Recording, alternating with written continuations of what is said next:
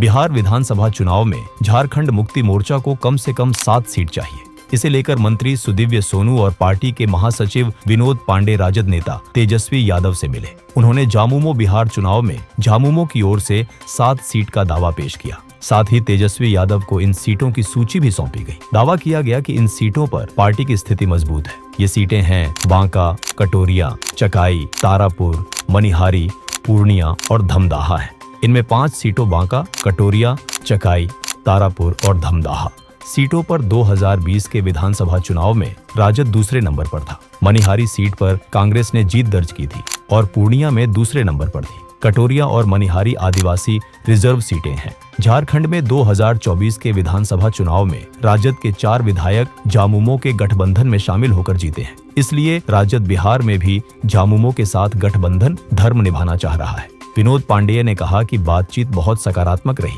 हमने अपनी सारी बातें राजद नेताओं के समक्ष रख दी है। अब अंतिम फैसला राजद को करना है। हमने यह भी बताया कि झामुमो के साथ रहने से चुनाव में महागठबंधन को क्या नफा नुकसान होगा। राजद नेताओं ने भरोसा दिया है कि बहुत जल्द सीट शेयरिंग का ऐलान कर दिया जाएगा। उन्होंने कहा कि राजद से हुई बातचीत का पूरा ब्यौरा मुख्यमंत्री हेमंत सोरेन को दे दिया है। उम्मीद है कि 1-2 दिन में सीटों पर सहमति बन जाएगी।